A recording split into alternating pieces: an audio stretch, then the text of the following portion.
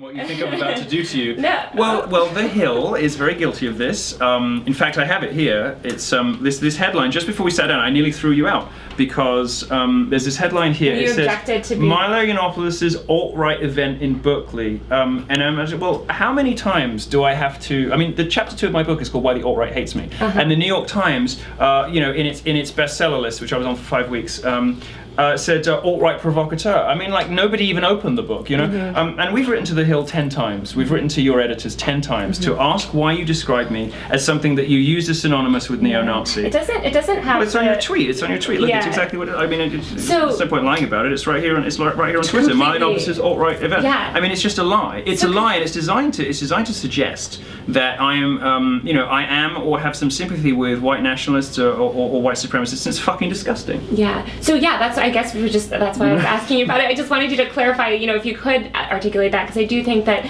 for people on all sides of the political spectrum, it's hard for them to navigate, or they read headlines. No, it's not hard. You just read the book, or you listen to the hours and hours and hours of footage on me on YouTube, or you read your emails. I've written to you 10 times. Yeah. I read to you 10 times saying, when I wrote that, what is the most important piece of political journalism in 2016, an establishment Republican's guide to the alt-right, with Alan Bakari at Breitbart last year, and I said I defined the alt-right as it was emerging as this very broad coalition of mischievous, dissident, like basically the Generation Trump, that bit of the Republican Party that had split off. Well, since then, some elements within the alt-right and some journalists redefine to mean neo-Nazi. Yet people insist on calling me a neo-Nazi, a gay Jew immigrant with a black fiance. I mean, do you think it's reasonable to call me alt-right, given that alt-right is now synonymous with neo-Nazi? Do you think it's reasonable? Do you think it's right? Do you think you should be doing it? Just stop. It's ridiculous. It's used as a way to undermine people, to insinuate that there's something nefarious or sinister. Actually, even the New Yorker of all places said that I don't hold any views that are not respectable, reasonable, conservative, mainstream views.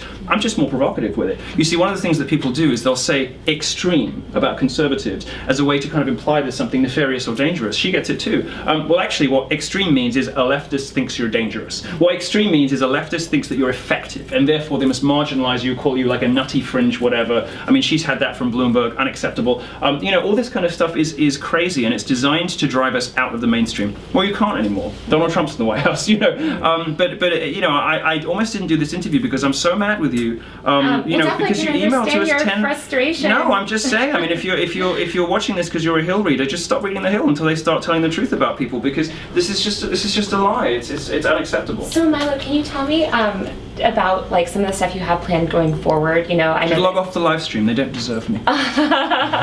Well, I hope they deserve to hear what you have to say. So you should get a job somewhere else. Why don't you work somewhere nice? It destroys people. You used to work at the Daily Mail. You used to work for nice places. You used to work in respectable. I remember you. You used to work in respectable mainstream outlets, and now you work for this nasty leftist political gossip rag in DC. No, I warned you I was going to do this, and you said you want to do it anyway.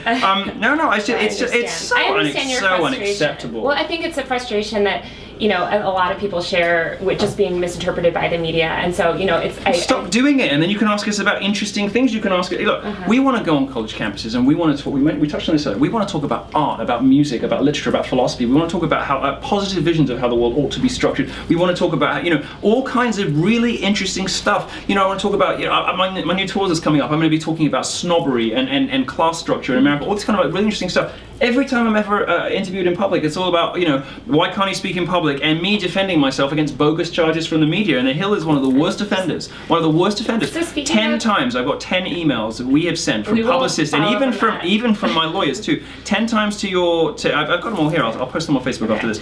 10 times we've said, justify this awful, this slur, this slander. You're basically calling me a neo-Nazi. How much black dick do I have to suck for you to stop calling me a neo-Nazi?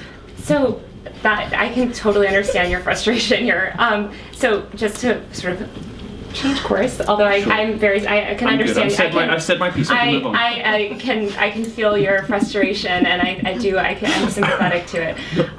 So tomorrow you're talking about some of the stuff you want to talk about, art, politics, snobbery. So you're supposed to give this rally tomorrow, and yes. I know sort of right before we went live, I think there was some communication from the administration that said that it needed to be academically related. I'm just you see there's new things now. You see that on the eve of battle, they're telling us the eve new rules that Yep. they have. Voila. You see, what they have is they have this huge rule book which they deploy strategically and selectively. So if you're left wing and you're a communist, you can go up and say, you know, F Trump and all the rest of it. You know, you can do whatever you want. I'll read it to you. I'll read it to you because it's just come out. So and I just put it. No, let me read it people because some background. You were supposed to give this rally tomorrow, and you were gonna. Oh, we'll be giving the rally. He's We'll be doing giving the rally. Okay. So Dan Mogulov, who is a real slimeball at He's the the communications he's the person for Berkeley. vice chancellor. They give anyone a title.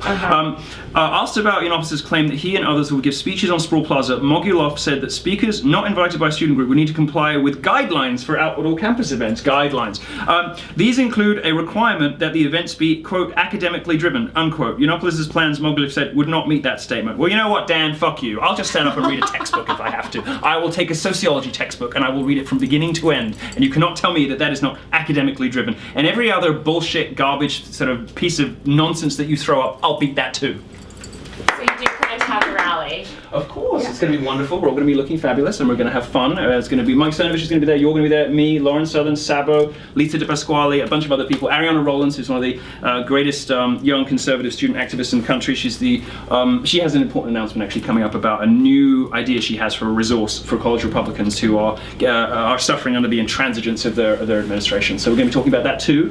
Antifa, I have just learned, are staging a counter rally at 10 a.m. They're going to be so they're 2 hours before us, but the police are saying they're going to police it properly. No mask rule in Sproul Plaza. They're going to take weapons off people. Hopefully they do. And we will have our rally. We will say our piece, and then we'll see where we are after that. And if there's appetite for us to stay longer, then we will stay longer. And if there isn't, then we'll reschedule all the speakers who weren't able to speak because of indoor venues here at UC Berkeley, and we will keep coming back over and over and over again. I will spend whatever it takes. I will do whatever it takes to make sure that everybody that I've had on my speaker list who is confirmed is able to speak here.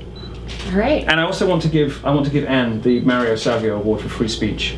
And I was going to smash it on the steps of Sproul Plaza and declare that free speech at Berkeley was dead. But that's too melodramatic even for me. So I'm going to keep it in my closet. And when eventually she is able to speak on this campus in an indoor venue, properly policed, then I will give it to her.